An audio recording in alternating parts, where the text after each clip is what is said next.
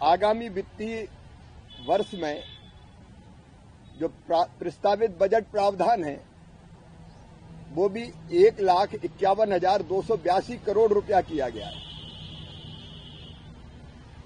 पिछले साल 88,000 करोड़ था केवल। जब 100 से 125 दिन मजदूरी करनी है तो उसके लिए वित्तीय प्रावधान आवश्यक है, वो किए जा रहे हैं। केंद्र का अपना हिस्सा बढ़ के भी अकेले 95,000 करोड़ रुपए से ज्यादा होगा और ये तो पहला साल है, आवश्यकता के अनुसार ये बढ़ेगा भी। लेकिन ये देखा गया था कि मनरेगा के कारण मनरेगा में इतनी विशाल धनराशि खर्च करने के बावजूद भी उस धनराशि का उपयोग गांव के सुनियोजित विकास में नहीं हो रहा था। विकसित भारत ये संकल्प है प्रधानमंत्री जी का, देश का ही संकल्प है ये, और उसके लिए जरूरी विकसित गांव के बिना विकसित भारत बन नहीं सकता। और इसलिए विकसित भारत जी राम जी योजना को विकास से जोड़ने का काम भी हुआ। ग्राम पंचायत गांव के समन्वित विकास का प्लान तैयार करेगी और ग्राम पंचायत और ग्राम सभा जो काम तय करेगी, जो गांव के विकास के लिए आवश्यक है, वही काम इस योजना के अंतर्गत किए जा सकेंगे।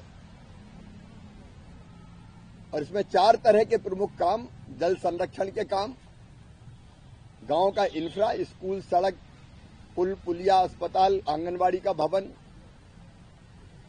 आजीविका मूलक काम, अगर सेल्फ हेल्प ग्रुप को वर्किंग सेट चाहिए, कोई प्रशिक्षण का स्थान चाहिए, एफपीओज को या पैक्स को कोई अलग संरचना चाहिए काम के लिए, तो वो भी निर्माण किया जा सकता है। और चौथा, आपदा प्रबंधन के लिए अगर किसी काम की जरूरत है, ड्रेनेज का सिस्टम हो, रिटेनिंग बाल हो, उस तरह की संरचनाएं भी तैयार की जा सकती है। लेकिन ये सब करेगी गांव की ग्राम सभा और ग्राम पंचायत। अब पहले साल ही 1.5 लाख करोड़ रुपए से ज्यादा का प्रावधान होगा, तो आप अंदाज लगाइए 5 साल में 7.5 लाख करोड़ से ज्यादा रुपया खर्च होगा। अगर ये ढंग से गांव के विकास में खर्च हो जाए तो मजदूर को मजदूरी मिलेगी और गांव का स्वरूप बदल जाएगा। एक और विशेष प्रावधान इसमें यह किया कि कई बार कुछ पंचायतों में काम बहुत हो जाते हैं, वो विकसित है, और कई पंचायतें जो दूर दराज के क्षेत्रों की है, वह अपेक्षाकृत कम विकास के काम हुए। तो विकास के काम और रोजगार के अवसरों की आवश्यकता के हिसाब से ABC 3 ग्रेडिंग पंचायतों का होगा।